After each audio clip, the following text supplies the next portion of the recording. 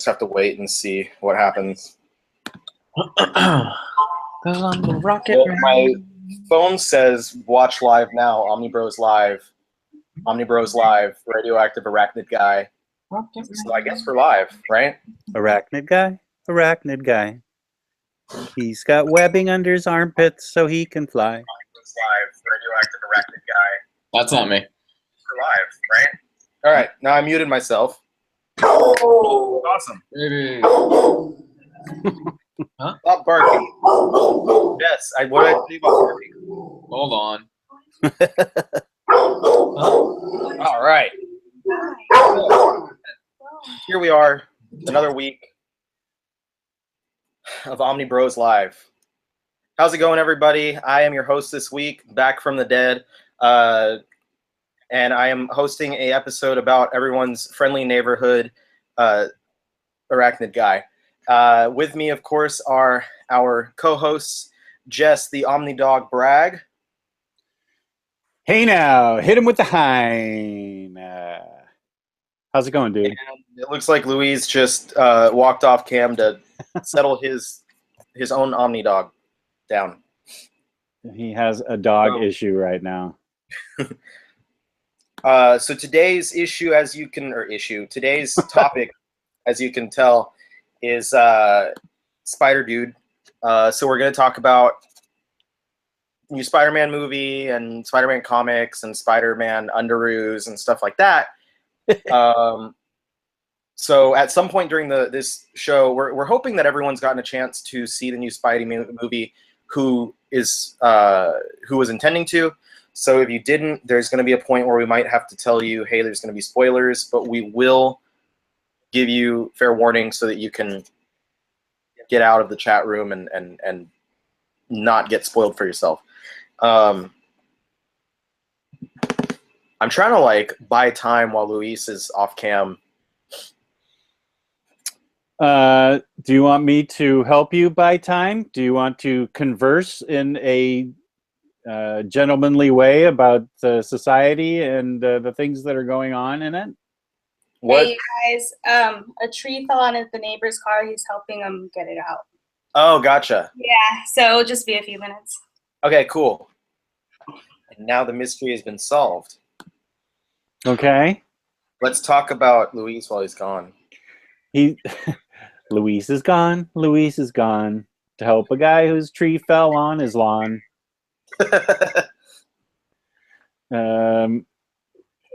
Yeah, well, he said he didn't buy anything or read anything this week, so we can skip him for that part anyway. Okay. I read a few things. Do you want to talk about what you bought and read? Sure. The buy part is actually very short for me because I didn't buy any books. The fabulous Kemi Jacob, though, went to Toys R Us and got me Mary Jane and Peter Parker, Spider Dude. Huh? But I'm particularly psyched Oh, you that told I me. got Mary Jane here. Mary Jane is hard to find. It's, I believe, the first time she's in an action figure, and she's great. So I'm really excited to have Mary Jane, and she looks really good. Say hi, Mary Jane. I wish I had. Hi, Spider guys. Face it, Tiger, you hit the jackpot. I don't know if I want that jackpot. So that's really all I bought this week was these two guys, plus a bunch of San Diego stuff. But that's all toys and stuff. So Has any of that come in yet? yeah, I think most of it's in. I think it's all in. I'm kind of interested in that. Oh, you want me to talk about it? I mean, you could at least show us. Don't just tease us. Yeah. Let Louise talk while I go get Flocked Tigger. He's upstairs. My wife loves him so much she put him on display. Oh, wow. Let me go grab him real quick, and yeah, I'll show you what I got. Just a sec. I mean, I didn't buy anything or read anything this week. I've been real busy, but some guy's car just got hit by a branch. Yeah, that's what your girl said. That's crazy. Wow. Somebody's gonna be real pissed when they show up in the morning and there's like a bunch of dents and stuff on the roof. I don't know whose car it is. It's really bad. It wasn't even that bad of a storm earlier. Yes, it was. I didn't think it was that bad. I didn't get really any books, but I got a Galaxy S8 Plus. So this is a sweet phone. This is probably the best phone that I've ever had. I love this damn thing. Were you Android before this? I've bounced between iPhone and Android my whole life. Before this, I had an iPhone 7. But something happened with that, so I got a Galaxy S8 Plus now, and I'm not going back. It's been a while since I messed around with Android. I used to mess around with it a lot. I used to do rooting. I used to put custom firmware, unlock bootloaders and stuff like that, but it's been so long. And I'm messing with this right now, and I don't see any point in rooting this phone. I don't know if you are familiar with the term rooting or not. I'm not, personally. Probably a lot of other people are and probably think that I'm stupid for not knowing what that means. Rooting is basically you get administrator access to your phone, so you can literally remove the entire operating system and you can install a custom operating system into your phone. All right. Wow, this sounds boring. You're old. It's always that zing. Whenever you run out of anything else, it's always like, you're old. You always go back to that old chestnut. Well, your mom's fat. Yeah. Is this a good time for me to show the San Diego stuff, or are you in the middle of something else? Go for it. Go for it. Okay, from Barnes & Noble, it took me 3 hours of constant refreshing and I'd get to check out and then the site would crash, and servers were completely overwhelmed, but it was worth it to get Flocked Tigger. T-I-double-G. That's right. With his bouncy tail, he stands perfectly, and this is Flocked, which I love. So that was Barnes & Noble. That came in like in 2 days, so that was cool. Let's see. Then today at Target, I picked up Interplanetary Batman. Batman in a space helmet. Ooh. That sold out pretty quickly. That is awesome. Yeah, I'm pretty sure I got the last Tigger because as soon as I went back, it said sold out on Barnes & Noble. So this one I picked up at Target. And GameStop was good to me with the Flocked Cat Dog. Nice. Yeah, I love Cat Dog. My daughter and I both love Cat Dog, but my daughter, my therapist, and my wife all fell in love with Flock Tigger. So I may have to try and find another Tigger for my daughter. Does your therapist come to your place? No, but I took Flock Tigger to her to show her. I show her my toys. I take toys and comic books there, and if we're not talking about my horrible childhood, sometimes we'll talk about toys and comic books. Nice. Yeah, it's not always picking scabs. A lot of times it can just be about fun stuff too. Let's see, two things came yesterday. This was from GameStop. These sold out online anyway. These are the PVC thingies. This is Ironheart. Right. This is Ironheart right here. Riri Williams. And that's cool, but this is even cooler. In this humble reporter's opinion. I was about to guess, and yeah, count me jealous. Dark Phoenix. I haven't even had a chance to take her out of the box yet. Oof. I don't know how well you can see her, but Dark Phoenix is a really cool I've seen statue. All kinds of people showing her off, and I have to say I wish I had the cash to pick one up. Yeah, as big a Dark Phoenix fan as you are, I bet. Oh, yeah. And then the thing I actually ended up being most excited for was a Toys R Us thing that came in today, and that's Air Force Air Force, Army, Navy Legends. A-Force box set Legends. It's like a set, and it's got really cool figures in it. It's got Sif and She-Hulk. Sif, She-Hulk, Singularity, Loki, Loki, Elsa Bloodstone, Loki, Monica Rambeau. So I'm trying to see if I can get. There we go. I'm especially excited about She-Hulk and Sif and Singularity the most. So that's, and then the back of the box looks like this. So yeah, that was my San Diego toy haul. That's what I got this week. Dope. I don't think I got any toys. Actually, no, I did. I got one toy this week. Hold up.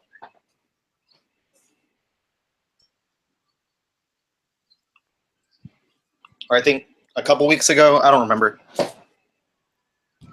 I got an Usagi. Oh, cool. Oh, cool. Where'd you get that? I found them at Target. Oh, you love Target. Was that I do love in the pajama section? No, it didn't happen to be in the PJs. But yeah, pretty neat. Just a little $8 figure. I've never read any Usagi though, so I was just kind of on a whim. He was in, it's from the Ninja Turtles cartoon right now. Yeah. Yeah, he's in it now, isn't he? Yeah, I think they're doing like an arc or something where he's co-featured. Yeah, the Ninja Turtles make an appearance in the first book of Usagi. There's this week actually a TMNT Usagi Yojimbo one-shot written and drawn by Stan Sakai just hit shelves. Oh. So I'm going to check that out, and I hope for my own sake that it doesn't open a door into wanting to read more Usagi, because I can't. Oh, you totally will. It is so great. Well, you'll love it. I'm sorry to tell you. Damned if I do, damned if I don't, right? Yeah, you definitely have to get it. You will love it. I'm sorry. Well, anyway, so as for books that I got this week, I went a little bit overboard. Good. I'll show you the simple stuff first. Excuse me. I got this thick paperback of Dokken the Dark Wolverine Punishment.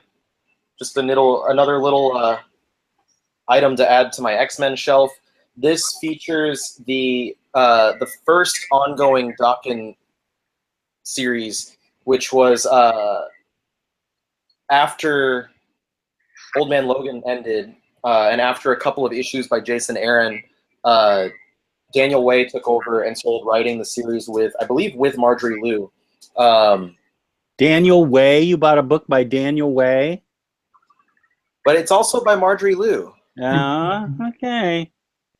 And so it's just solo adventures of Dokken and during the time of like the Dark Avengers, so Dark Reign and stuff like that. I've read part of it and it's pretty decent, but I've heard it gets better throughout the series, and I wanted to see for myself. And it's not so pricey that I couldn't afford to just kind of blind buy on that one. Now I just have to hope that they release the latter ongoing series, into another kind of complete collection like that. That would make me satisfied. And then I got the 4001 AD Deluxe Edition from Valiant, which looks really cool. A lot of cool artwork and whatnot in there that I'm kind of disappointed because I don't have the Rye collection, because it's hard to get now, and I kind of want to read that series before jumping into that. Now the rest of what I got, so I did good this time. I didn't buy an entire series in one go. I just bought a third of a series in one go. So I really wanted to read Slam Dunk, and I bought the first 10 volumes out of 31. Holy smoke. The art is gorgeous in that book. I mean, it's Takahiko and Noe, or however you pronounce his name, who does it. Who did Vagabond. The guy's a god among mangaka in terms of his art. And this is my favorite genre of manga. High school delinquents with pompadours. Like I eat this shit up. I love it. So I can't wait to dig into that. I've got obviously other things lined up, but I suspect I'm going to be getting a lot of reading done next week as I'm in Mexico. And then the other thing, this is where I really kind of this is where I splurged because this was not planned. And I went to Half Price Books on that day where everything was an extra 50% off. And they didn't have like one single item that I really wanted, but they did have the first 9 volumes of 20th Century Boys. You're a manga maniac, man. Much cheaper than I would have been able to get if I had ordered it online anywhere. So I saw the chunk of volumes and I was like, I mean, this is the best I'm gonna. This is basically crying out to me at this point. So I went ahead and jumped on it. I've actually at this point, and maybe I am shaming myself by saying this, but like I've never read anything that I can recall of Urasawa. Wow. So yeah, I know. And so I know I need to get into that stuff. And when I saw like all those books, I was like, all right, well, this is the perfect opportunity to jump on that train. But at the same time, I was more excited, honestly, about Slam Dunk because Delinquents with Pompadours is just... Now, what about that book we saw together that you said, I'm going to wait for the sale, and you left it there? This was like back in April. Out, dude. It wasn't there? It wasn't there. Oh, Riley. I played the game and I lost. Oh, man. What book was it? I forget now. It was... I don't 100% remember, but I think it was Gambit. The first one? It was like before the James Asmus series, because you sent me that one. Yeah. I think I bought or traded something with you for that one. Right. And I think it was one of the previous series of Gambit. Okay. It was a rare volume. Yeah. And they had it for just above cover price. And I told you, like, I think I'm going to hold out and wait for a sale and see if it happens, like, if I can find it again. And unfortunately, I didn't, but, I begged you to buy it that day. I know, just like, you practically were going to buy it for me just so you bought. I was. I didn't want to see it get away. I was so close to buying it for you. I was begging you to get it. Well, unfortunately. It'll pop up again. Somewhere. Yeah, no, I'm not too worried about it. The thing, it wasn't like a priority for me at the time, so that's why I wasn't too upset or like, I wasn't too driven to just grab it. If it was like, if we ran into Captain Britain and it was for a good price, I would have jumped on that because that's probably the biggest remaining major whale that I have now that everything's being reprinted or Jess buys it for me. You're talking about the Alan Moore stuff? Yeah. Yeah. I actually found a copy of like the paperback edition that has a chunk of those stories at Half Price Books, and I thought about grabbing that one. It was a little more than I wanted to pay because they had marked it up. It wasn't discounted since it also is kind of rare. But I figured, whatever. Meh. Yeah. And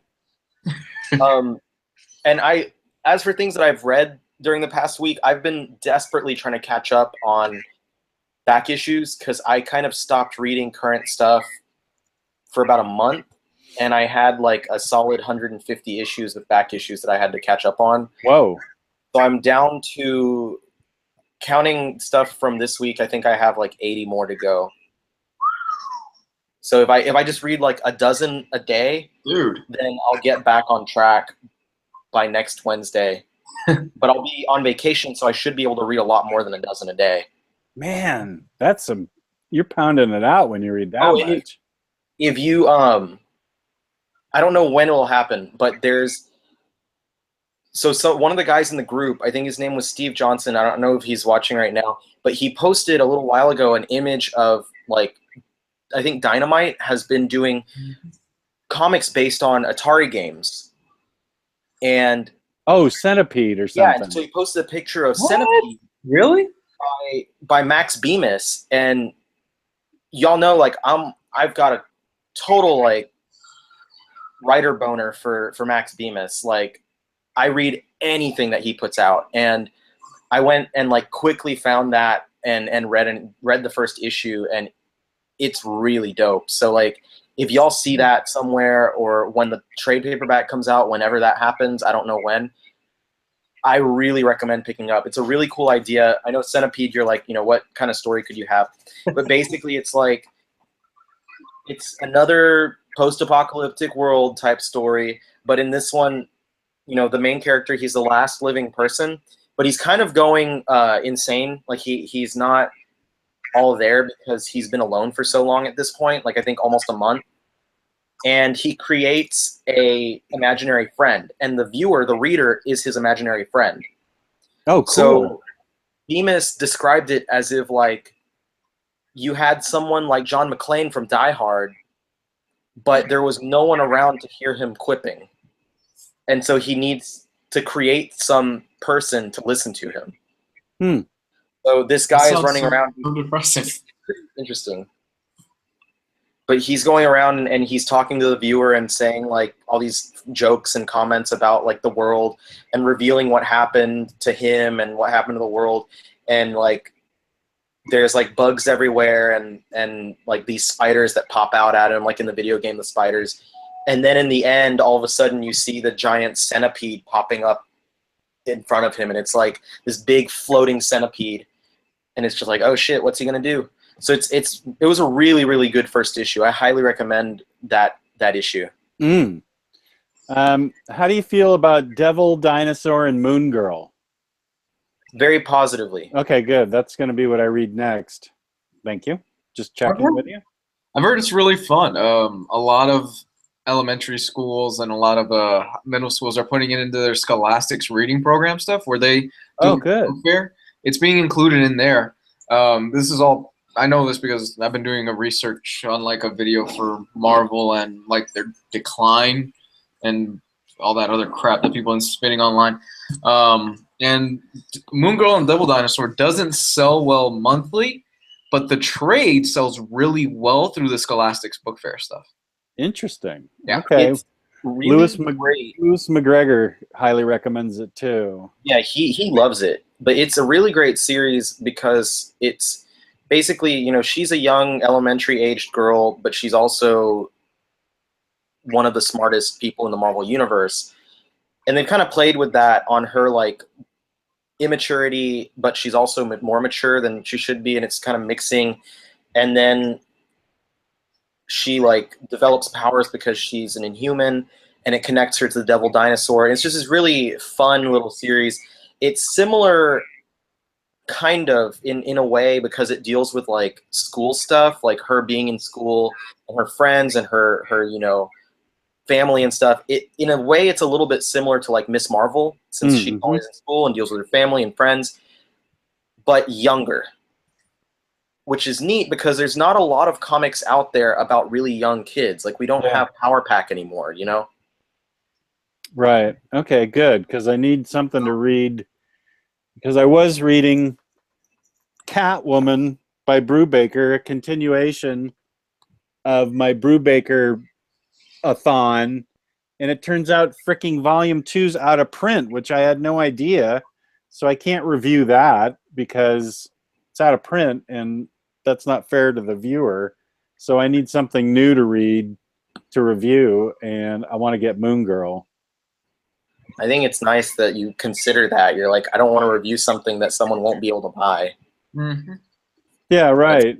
Especially because nice. it's so really, it's really good. So I don't want to go on and rave about it, and then they have to. The only copies are like $80 on Amazon. So yeah, that sucks. Yeah, I guess they could read it on Comixology or something. Yeah, or Marvel Unlimited, or no, you're talking about Catwoman. Yeah, Catwoman. So DC doesn't have the same type of thing. Right. But I'm gonna back up Moon Girl and say that I think you're gonna wind up finding a lot of enjoyment out of it, and I hope that you do get to review it, and I hope you turn a lot of people onto it. Okay, good. That counts as a Riley recommendation. So far, you're 7 for 7. Right on, man. I have high confidence in this one, so I know it's going to be 8 out of 8 now. Okay. Ooh. I've heard it's a lot of fun. Going for the prediction. He's all in. I guess with that, like, that's kind of it. One last thing. Okay. You weren't here last week, so we didn't get to talk about this, but I love One Piece. It's so good. How far have you gotten now? I know you were talking to me about it a little bit ago. First 3 volumes, which is basically that big omnibus that they they sell with the really thin paper. Dude, it's so much fun. It's so good. Oh, I'm having such a blast with it. It was great. So that was, I probably mentioned this before, but that was the first, whenever Shonen Jump magazine was first coming out, my grandpa would buy it for me because he knew that I was into Dragon Ball and stuff like that, and I was into Yu-Gi-Oh! And those series, of course, were in there at the time. And when I first was getting it, I was only reading Dragon Ball, Yu Yu Hakusho, and Yu-Gi-Oh! Because those were the only ones I was familiar with, because I didn't have the first 8 issues or 7 issues of Shonen Jump magazine, and I didn't want to jump in the middle of a story. So it's funny, Chewy's like listening to me intently. I see his little there. So eventually I decided, like, I need to actually read these series, and I read like all of the, probably like half of the year worth of One Piece that I had, and I just started really fucking loving it, even though I didn't read the first like 2-3 volumes worth of material. And then I went out, and it was the first new manga that I'd ever read that I was not already familiar with it through another thing, and it was the first actual volume of manga that I bought outside of the magazine. So it was just highly addictive. As soon as I grabbed it, I was like, wow, I just am immersed with this world, and I love these characters. It's so fun. It's funny. It's got good action. It's creative. The powers are just interesting, and it gets better and better and better as you go, man. Oh, I'm enjoying the hell. I'm only through, like I said, I'm only through the first few volumes of it, and I'm enjoying the hell out of it. I like the fact that he really takes time to kind of subvert your expectations a little bit. Like, every single character has a background to them, and every single character has a reason for what they are doing. I really like that. Like, I'm blanking on the name right now. The clown. Helmeppo. Huh? You've been introduced then, I believe, to Kobe and Helmeppo. They were the two, like, they're 2 guys who were trying to, I think Kobe wants to be part of the Navy, or the whatever. Yes, yeah. And then Helmeppo is like some prince or something.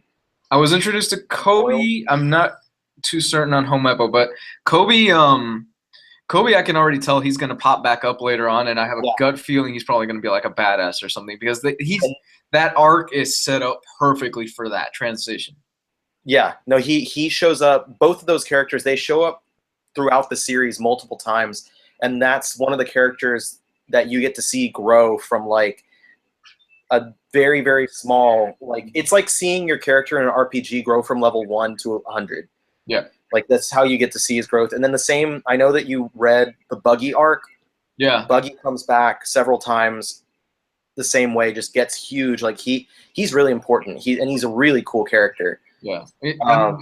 I could totally see why Buggy would show back up, because he seems like he'd be so much fun to write. He seems like he'd be such an awesome character to actually dive deep into him and write. You'll find out pretty soon that it's very rare that there's a character that he didn't plan for that character to show up again at all. Like, most characters that are introduced at least get a mention later on. Yeah.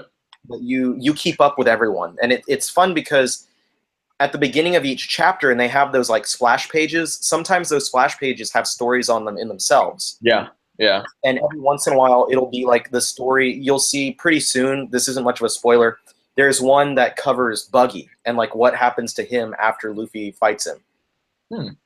And then it connects to what his next appearance is. So it's really fun because you get like an extra tiny little story at the beginning of each volume. I dig it. I dig it, man. And like I said, I flew through the first 3 volumes. I just haven't had time this week to dive into the rest of it because I have the first 22 volumes on me right now. So it covers, that's about what, like a quarter of what's out right now, or a fifth of what's out right now, I think. It's about a quarter. Yeah, because there's 82 right now. Yeah, so it's about a quarter of what's out right now. And I can't wait to keep reading it. I am so hooked. That'll throw you through the Crocodile guy arc.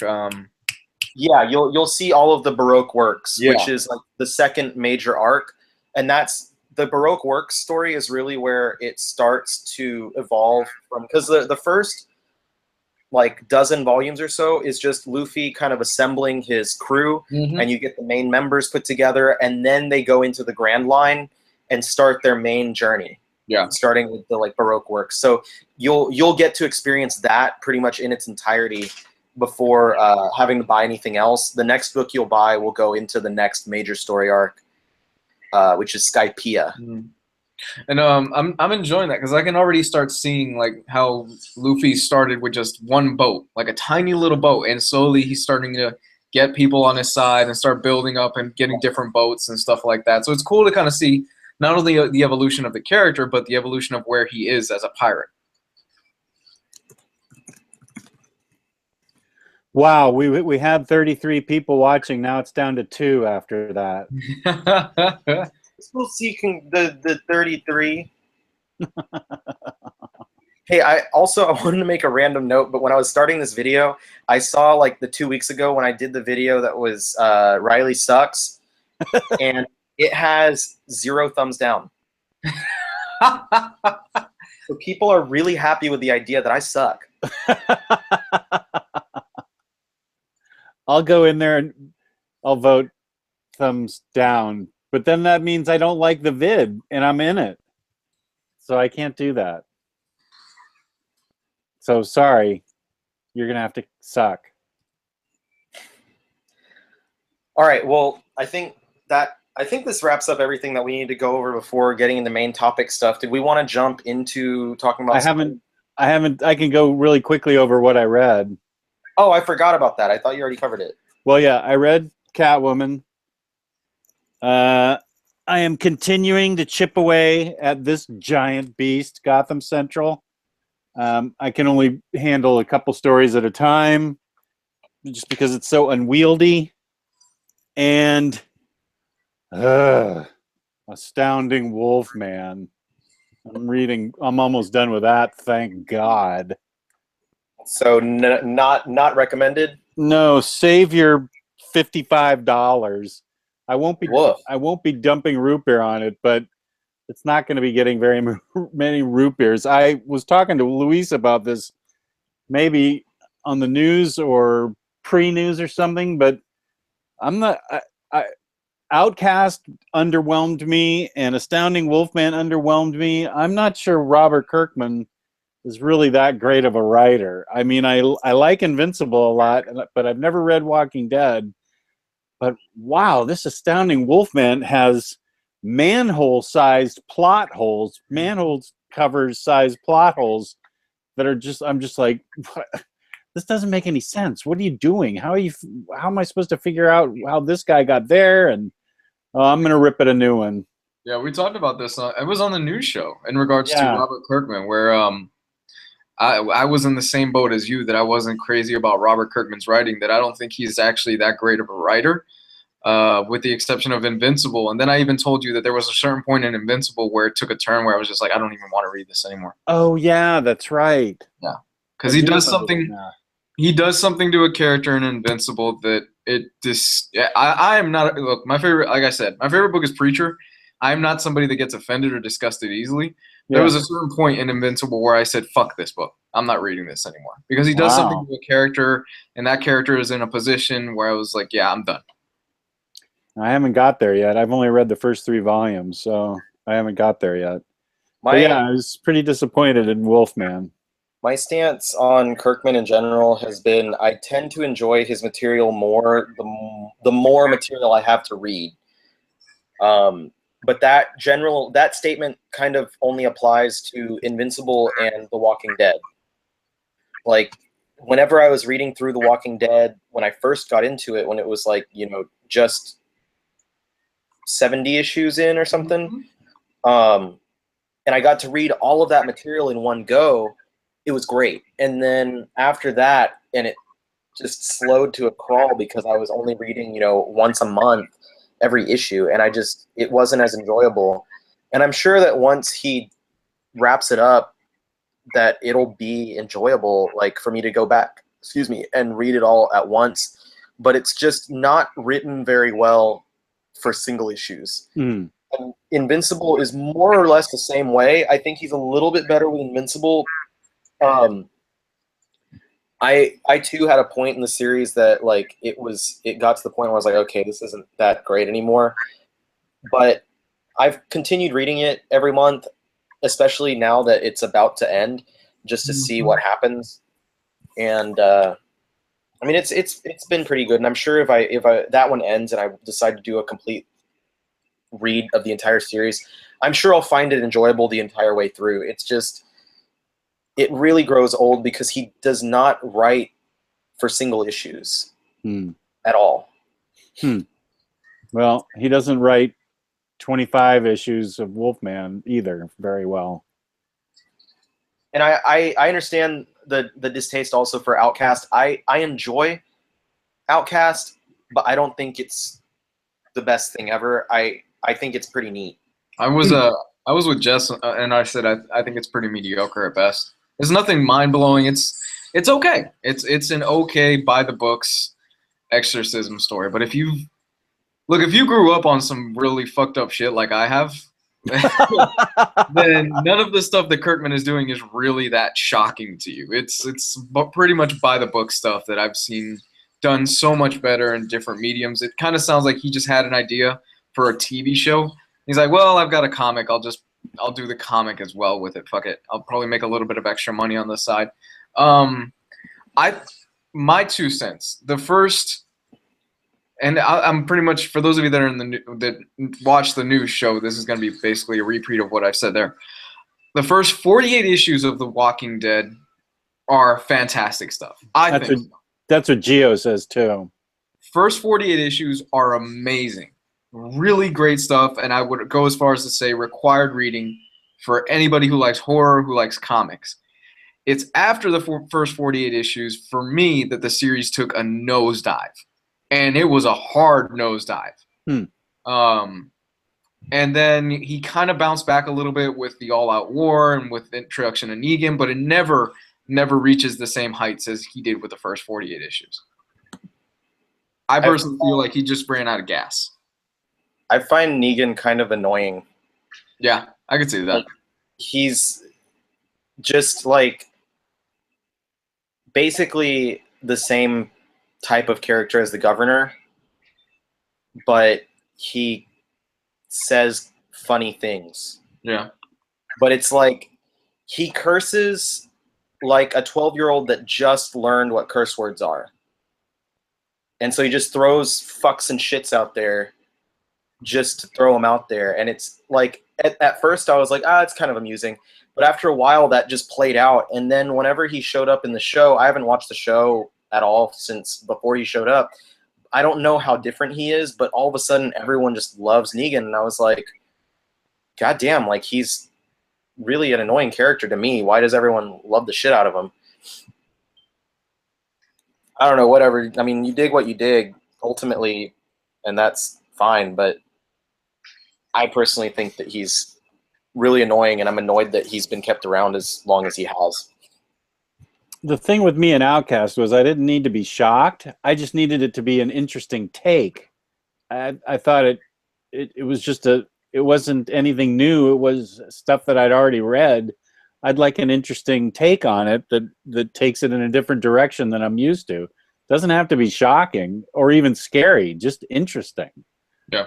So that was just my feeling on it. And that's where I think Kirkman goes off the rails, because horror to me, some of the scariest horror movies do not do it for shock value. Like, my favorite horror film of all time is the Texas Chainsaw Massacre. There is almost no blood in that film. Almost none. But a lot of people think that there is. but there's a lot of striking atmosphere. There's a lot of striking imagery. There's a lot of atmosphere to it. And that's really where I think Kirkman fails at. He goes for shock value over substance. I don't give a damn what happened to half the characters in The Walking Dead. After issue 48, like, I don't care. I really don't care, okay? None of the characters are really that interesting to me. He has this, we're just going to go and bash Kirkman for the next 20 minutes, aren't we? He has this thing where, and I've noticed this in his writing, one character will be perfectly fine, they will act normal, and like they have PTSD or some shit, and their emotions just swing like on a dime. Oh, Rick, how was cupcakes? Fuck cupcakes! Or something like that. He doesn't know how to get from one point to another without going to an extreme. There's no gradual transition in his characters, and it annoys the hell out of me. Yeah, good point. That's how I feel about Wolfman. And I get it's a stylistic choice, because what I think Kirkman wants to do is that he wants to get to the big splash, big shocking moments more than anything else. Because he said those moments are cool. The Walking Dead, when he does get those moments, they're pretty cool. But it's getting there where I'm like, this is fucking boring. That's sorry. Okay.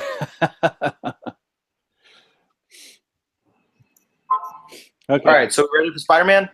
Arachnid Man, Arachnid Man. Arachnid-Guy, come on. Oh, Arachnid-Guy, Arachnid-Guy. Swinging around and touching the sky. The sky, not this guy. It is this guy. Touching this guy. Arachnid-Guy, Arachnid-Guy. Had to watch his uncle die. Stood around and let it happen. And then Aunt May was seen clapping. I don't think so.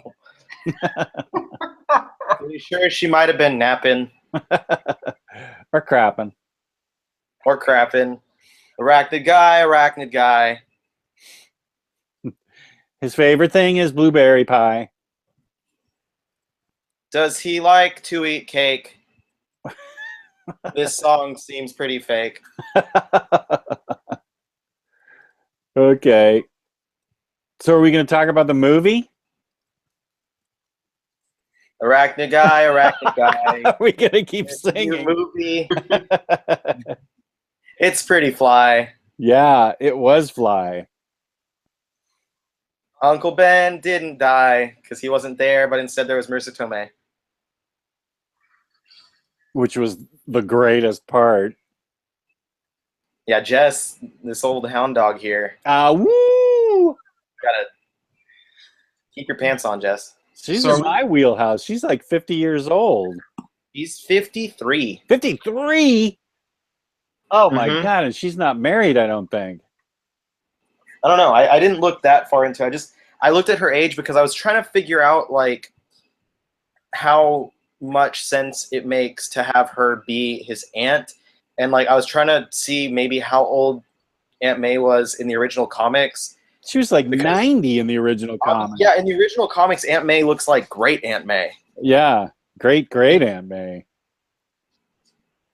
In this one, she's obviously regular old Aunt May. Yeah. Not great Aunt May. But yeah, I mean, it works. The timing works. It just seems like, I guess in the original comics, May was like, or I guess I'd say Ben was like Richard Parker's much older brother or something. Much. Yeah. Like Spider-Man's dad had to have been a oops late in life. So are we talking non-spoilers first or spoilers? I guess non-spoilers first, just to let people, you know, be able to stay tuned and not have to leave. But I hope most people have been able to watch the movie because it's been out for a couple weeks, 3 weeks, I think. 3 weeks, yeah. So aside from fucking, you know, Marissa Tomei having a great part in the movie, like actually her parts went pretty well. I thought she got some great lines, and they're kind of putting her character forth in a positive way. If I recall, they sprinkle a little bit of her being sad about Uncle Ben, but it seems like it's enough past that point that she's not 100% like hung up on that being the only thing that she's upset about or she's concerned about, you know? Yeah. Which makes me wonder, are they going to eventually show Uncle Ben and try to do something with, you know, kind of... Oh, you think they're separated? No, I mean, like, are they going to do, like, a flashback Oh, okay. of the Uncle Ben story and all that? Like, I wonder if they're going to try and do that just so they can recast Uncle Ben in some way. I think they said that they're not going to bother with that because everybody already pretty much knows his origin story. They're just going to bypass all that. And they assume that everybody knows, yeah, this is a guy that got bit by a radioactive spider, his uncle died, you know, the whole spiel. Yeah, I liked how they set that up where you didn't have to see the radioactive spider bite him and set it all up like that. It was just all assumed, and I really liked it, that it just sort of threw you into his existence as somebody with those powers. Yeah. I thought that was well done. They make a little bit of like mentions to those kinds of things, like, and this isn't a spoiler because in the trailers, Ned or Genki or whoever you want to call him finds out that he's Spider-Man from the trailer, like the first friggin' trailer, and he's asking him questions, and they kind of like give you the little tidbits. So if anyone has been living under a rock, they can get the idea of like, oh, so that's how this kid all of a sudden became like a spider. Right. It was, I saw the first two Spider-Men. I saw Spider-Man. I saw bits and pieces of the Andrew Garfield ones, but this Spider-Man, I'm not going to say it's the best because that's subjective and people will argue with me. And I don't feel like arguing. I'm just going to say this one, Homecoming, was my favorite. It was my favorite Spider-Man movie. Second favorite for me. Okay. I think probably third for me. Okay. Wow, really? Yeah. What was before it? 1 and 2? Yeah, for me it's 1 and 2, which I rewatched recently because I bought that like legacy collection of the Spider-Man original trilogy, and the first two are just fantastic. Like back to back, my wife and I watched them back to back, and they've stood the test of time. They're fantastic. Everyone is great in those movies. The only actor that I wasn't crazy about was Kirsten Dunst is not fantastic. And I think part of that is because she really doesn't embody that, like, the supermodel aspect of Mary Jane, where she's just supposed to be drop dead gorgeous. Like, Kirsten Dunst is a pretty lady, but there's something about Mary Jane, you know? Mm-hmm. No, I agree with you. Like, There is embodied. But it's not entirely that. She doesn't act the best in that movie either. She's always a little bit distant seeming. I don't know. She does okay. She fills the role pretty decently. I liked how they sort of threw a curveball and didn't have Gwen Stacy or Mary Jane as the love interest. It was some completely new rando chick that I thought was interesting, that he has a crush on. Chewy, what's up? Yeah, they used Liz Allen, which is cool because I think if she did appear in the previous movies, she was only a smaller role. Is she somebody from Ultimate Spider-Man? She's in the OG comics. Oh, she is? Yeah, Liz eventually in the comics would marry Harry Osborn. Oh, all right.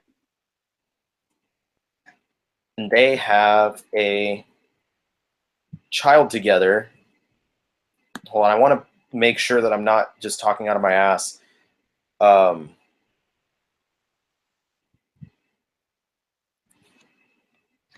I'm trying to back up my stuff with facts here because it's been a while since I've read these stories, but I think it was Liz Allen, Liz who marries Harry, and yeah, they have a son named Normie.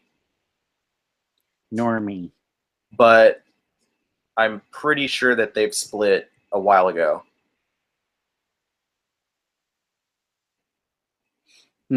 Okay. Yeah, she does. They split, and well, not exactly split, but it was because of when Harry died back in the day, and then Liz kind of disappears. But she's come back recently because in the more recent comics, she's part of Alchemax, which is one of the corporations that existed initially in the 2099 universe, and then because they started bringing Superior Spider-Man had a little crossover with 2099 Spider-Man, and they brought 2099 back for the new 2099 series. Alchemax reappeared, and you saw Liz Allen again, and then now, as well, she and Normie have appeared in the Renew Your Vows series. So she's had a pretty important role throughout the history of Spider-Man.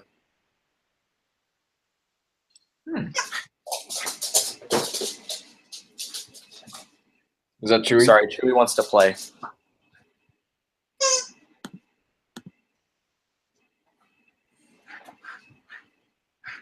Okay, everybody's talking about Liz in the chat, so I didn't even look at the chat, and I looked back on there and saw that everyone was basically like filling me in on everything that I was trying to remember. Like I knew what I was saying was true, but I didn't want to be wrong, so I wanted to look it up again. So it's safe to say we're all fans of the Raimi movies here, right? yeah. The first two I loved. Have you guys seen the original Green Goblin mask they were going to go with? Yeah, it's creepy as fuck. It's amazing, but it was too No. heavy, and there were so many animatronics that they couldn't go with it. But I haven't seen it. Jets, it looks just like the comic book version. Oh, really? Yeah, but they couldn't use it because it was too heavy, and there were so many animatronics inside of it. Oh, wow.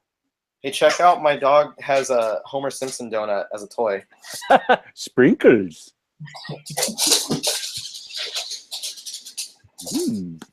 Chewie, I'm gonna need you to probably quit it. Hey, play with this. Play with this. Something non-noise making. Yeah, I'm trying to make him play with this other toy that he already ripped the squeaky thing out of. Hey, stop it! I'm trying to do a show here. Respect it. All right, let's continue. Okay. Well, I liked Michael Keaton's character. Mm-hmm. I thought that was well done. I'm trying to keep it non-spoilery. I thought Tom Holland did a great job, especially considering he's British. He nails that New York accent. Does a great, and I loved how they made him 15 years old. I loved his friend. What's his friend? Ned or somebody? Genki. Mm-hmm. Uh-huh. He was supposed to be Genki, basically, but Genki from Ultimate or from Miles Morales? Okay. The Miles Morales stuff. It's basically Genki without them calling him Genki.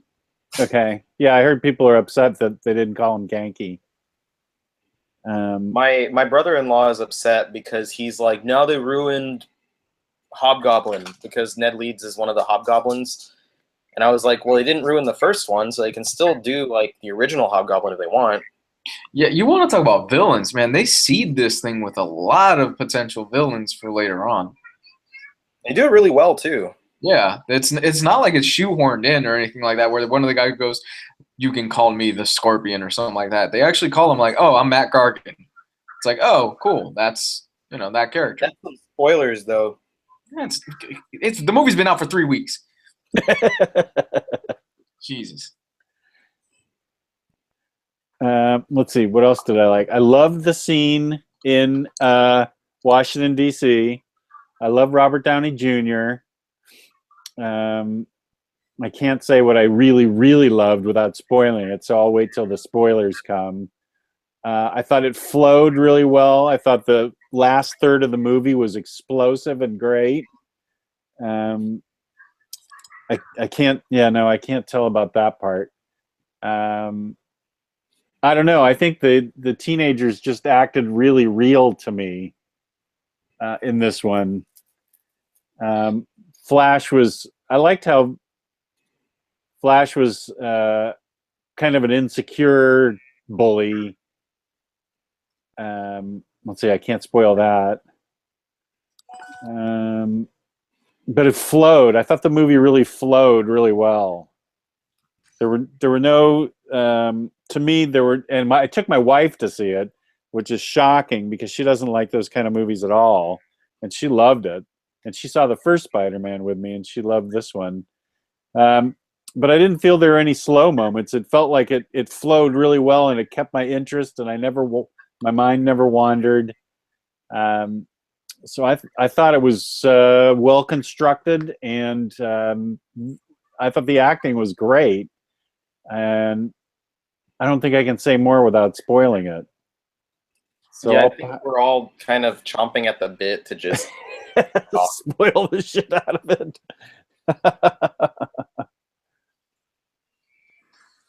All right, spoilers. Let's talk about this thing. We're doing it live. We're doing it live. I'll write it, and we're doing it live. Okay, if you haven't seen the movie's been out for 3 weeks. Jesus, go see Spider-Man. Overall, I thought it was fun. I liked it. Didn't love it. My second favorite of the movies. I thought it was really good. Third favorite of the movies. Probably an 8 out of 10 for me.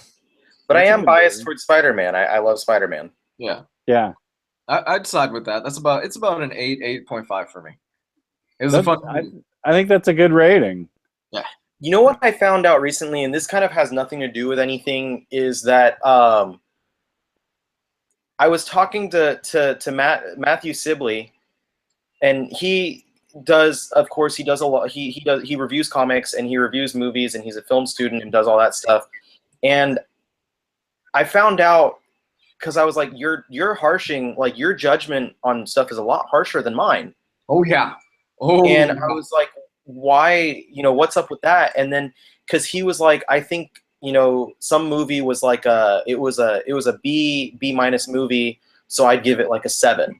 And I was like, wait, because I was like, for me, if I say something's a B, it's an 8. Yeah. In school, a B is like an 80%. Okay. 90, 80, and so we were talking about that for a second, and I found out, like, basically it's because for him in the UK, their grading system is completely different from ours. Yeah. Oh, okay. No wonder, like, everything seems so different from you and your grading on stuff, and it seems a lot harsher. But when he's giving something like, 6s and 7s, it's a lot higher. It's a lot more highly regarded than any sort of 6 or 7 that most Americans would give. Okay, because I've seen some of his posts on Facebook, and I'm like, I really enjoy that. And he's giving it like a 6. I'm like, Jesus, man. Like, Right. He's a brilliant guy. He's very well written and very well spoken, but like, he writes reviews on Facebook, and I'm like, oh my God, I kind of enjoyed it, and you gave it a 6.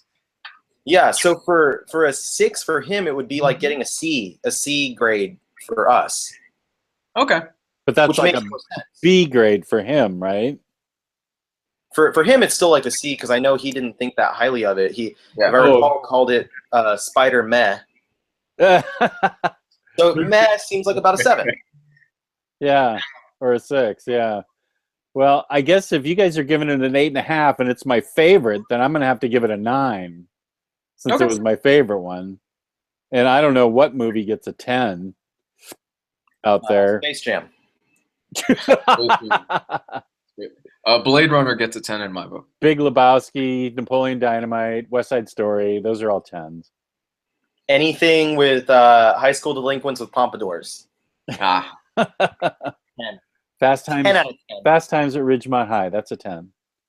That's a classic. Yeah. But anyway, that was just an aside that I wanted to talk about, because I was like, oh man, that's really interesting.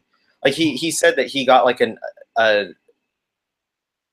100 out of 200, and it was like an A. I thought it was funny because the other day Ryan Sace like flat out asked him on Facebook, "Do you like anything?" Yeah. And Matt just laughed it off. He was like, harsh but fair. He wouldn't take offense to that because I mean, it's what he is. But anyway, so Is Matt even 21 yet? He's pretty young. No, he is really young. He's very young. He's the one that got the most flack whenever people were like, the admins are too young. Poor guy. Youngest one. I mean, I wanted him to be an admin because of how well knowledged he is and stuff. Yeah. And he's very just straightforward with stuff. And that's why I asked him, I was like, hey, you want to join us? And also he's always on there on the page anyway. Yeah. Yeah, you can usually get him. So I wanted to say I really, really dug the Vulture in this movie. Mm-hmm. I know that had Spider-Man 4 come out, I believe the Vulture was meant to be one of the main villains, but as far as I saw, it was going to be the Vultress. Oh God, a female version. And this is like, I remember specifically after a couple years after Spider-Man 3 had finished and all that stuff, and they started having rumors about, they're starting production on the fourth one. Sam Raimi's still attached. Everyone was still attached. And everything kept changing. And they were like, oh, it's going to be the Vulture. And then they're like, actually, it's going to be the Vultress, a female version of the Vulture. And they're going to make the Vultress be Felicia Hardy. And I was like, wait, what? And then at this point was when just everything started going downhill. And eventually Sam Raimi was like, I quit. Bye. Yeah. Yeah. And then it went even more downhill when they tried to do the Aunt May spy movie. Yeah. And I don't know if that's still in the pipeline or anything. Who knows? I don't know. I get an echo. Am I echoing? Oh, I'm echoing too. Hello? Luis is the only one not up. Hello? Maybe I better sign out and sign back in. I think it's Luis. It's the only one that's not echoing. Probably. My girl's playing an online game right now. So that's going to affect the bandwidth and all that. Because it's probably him hearing us. Okay. Hello? Let me try and sign out and sign back in. You sound fine now to me. I do? Yeah. I'm still echoing in my head. So that's why we can hear our own echoes. We probably don't hear anything wrong. I'll sign out and sign back in. Yeah, try signing out and signing in. I'm sure it'll work. Who, Luis or me? Luis. Okay.